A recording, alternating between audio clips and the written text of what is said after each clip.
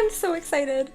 This is something that I've needed for a long time and I just haven't purchased, but I did now. And so I'm gonna open it up and set it up and start using it and be very happy.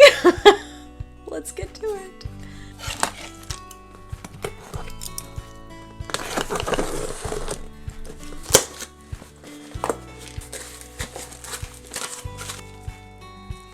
I have no room, there's stuff everywhere. I've got gemstones and tools everywhere.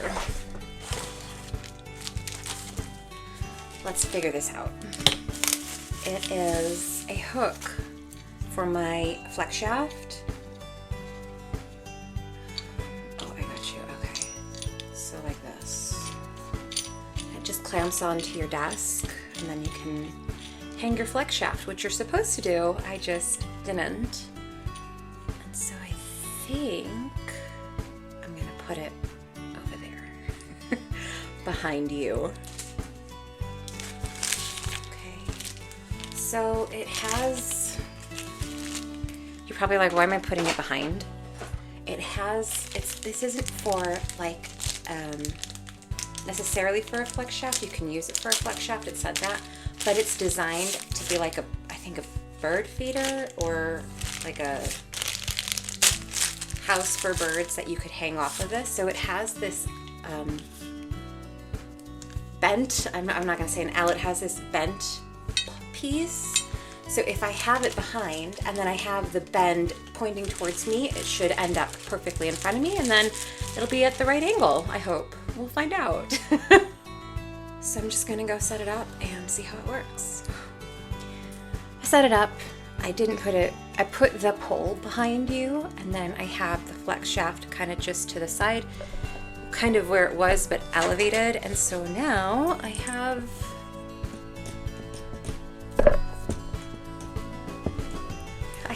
very good use of my flex shaft and it's out of the way and it's hanging like it's supposed to be, so yay, awesome. We are less than a month away from my shop update, so we are working on another pave ring because I want to have this perfected. I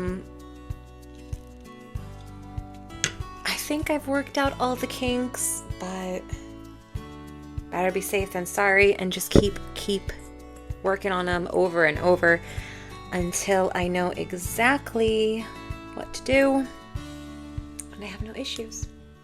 So that when you order yours, I'm as efficient as possible with them and it's perfect and it's beautiful and it's in your hands as quickly as I can make it.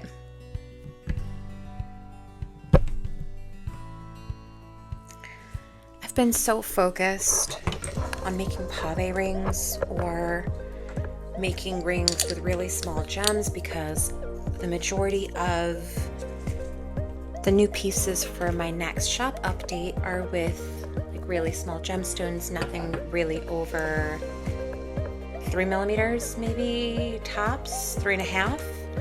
And so I'm like, do you remember how to work with larger gemstones? Like, you can't forget. You gotta remember how to do this because that's something we love doing. So I know I'm like non-stop working with a lot of really itty bitty ones on these pave rings, but I just want to be safe and I'll go back to working with bigger stones when I can feel comfortable with this.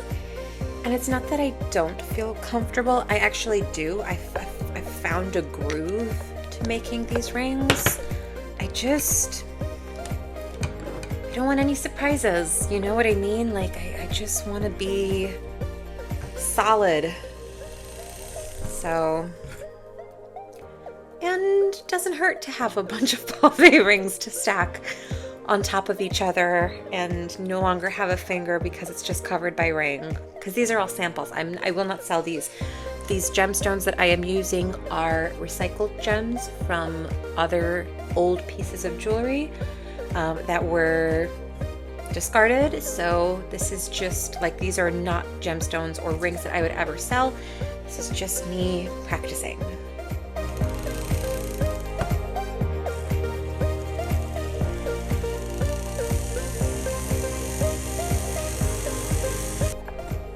one day I'm going to get myself a pneumatic graver and a microscope, and then I'm going to do a lot of engraving detail on my pave, like a fishtail pave. I think that'd be so cool to do. One day it'll happen.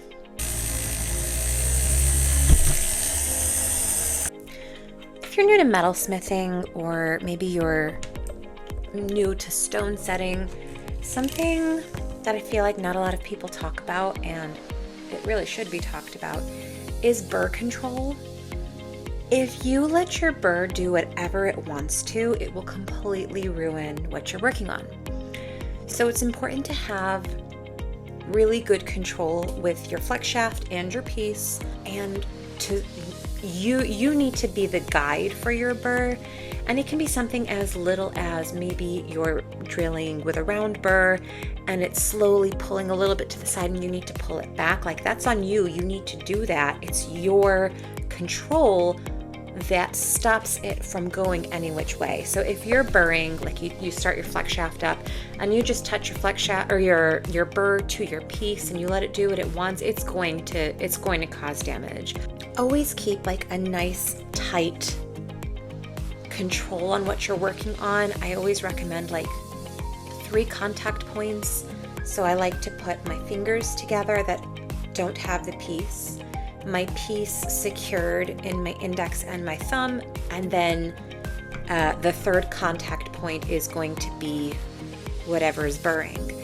And so I don't want to say start slowly, because you do need to have your burr going. Like, if your burr is just barely going, there's a good chance that it's going to catch on something and make a mess. So start your burr up, but touch down slowly and work your way to having really good burr control, because that's pretty much the foundation of setting stones.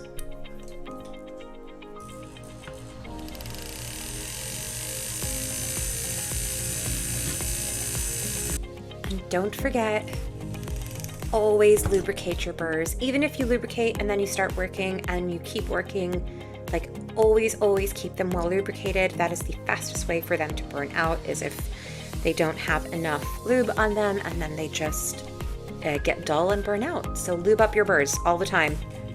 In between working, get them nice and candle wax works. So like a candle, beeswax. I bought mine from Walmart.com. I didn't even buy it from a jewelry supply store. It was super cheap.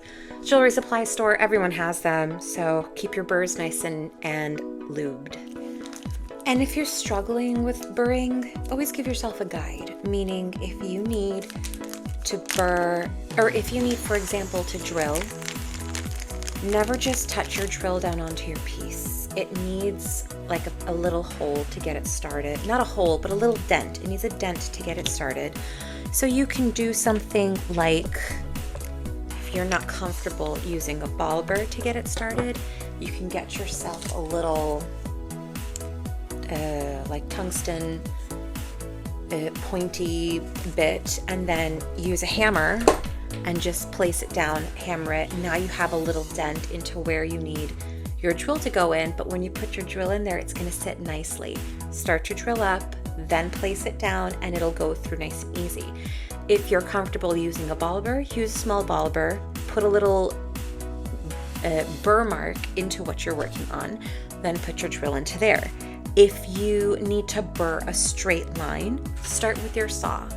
Saw through a little bit of what you're going to end up burring, and then run your burr through there, and you'll see, like, as long as you give yourself the guide, it's so much easier, and you run the risk of ruining your piece way less. So it might take a little bit longer, because now you're kind of doing the same thing twice. You go over it with the saw once, then you go over it with the burr. But until you have really good burr control, this is like a surefire way to save your piece and get it nice and clean.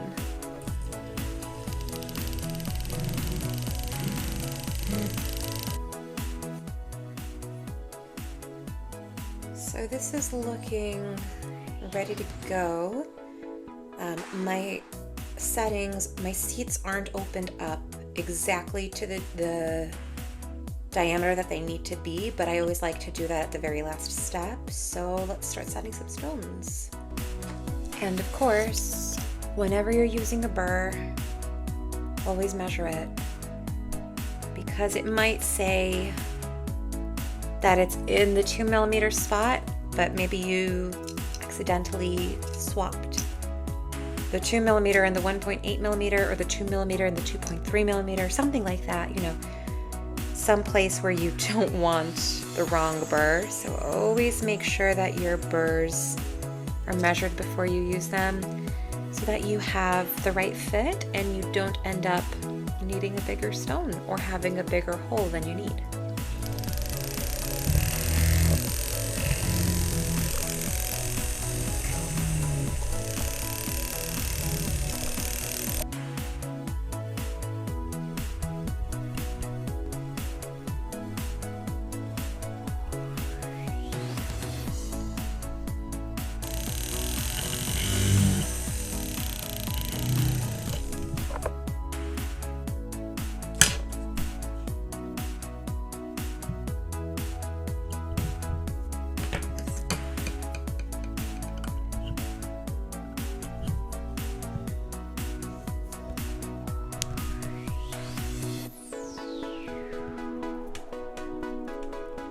Last one.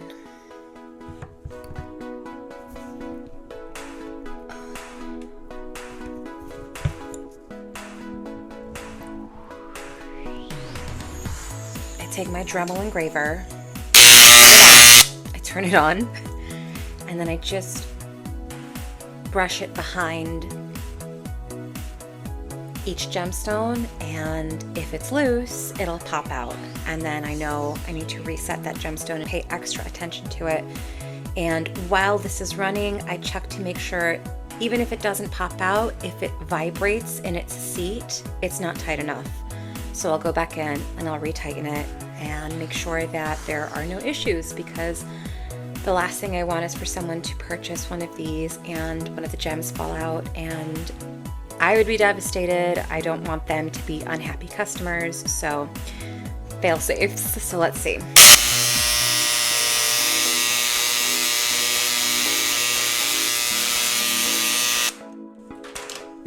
I had one come out. Sometimes what I'll do if it comes out is I'll put a different gem in there, because sometimes that gem is like, if it's supposed to be 2mm and that one's 1.59, it's just not quite big enough and it'll just squeeze its way out. So we're gonna reset this one.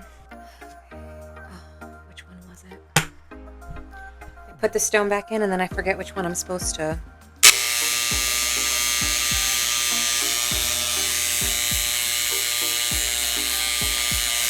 And now it's not coming out. So the fit was really good, but I still like to secure the beads again, so I'm just going to run over everything one more time. Okay, these are all set. I put the Dremel behind it, nothing came out. I bounced it a few times, well, I dropped it a few times into my catch tray, nothing came out. So these are super set, and now we are going to clean it up, polish it up, and I'll show you the big reveal.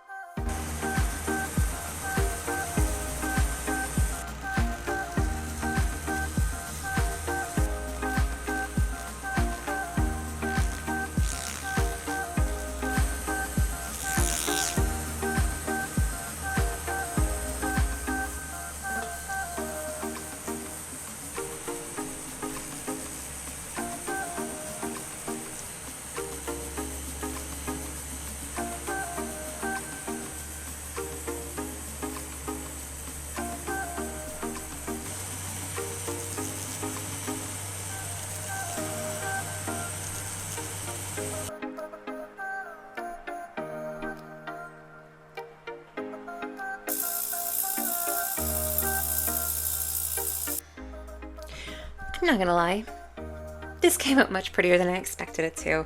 When I thought to do this combination, I thought, you know, it's gonna look really pretty because it's gonna be really high contrast. But as I was setting the spinels, I'm like, I don't know. And then I finished it and I'm like, oh yeah, definitely gorgeous. So let me know what you think.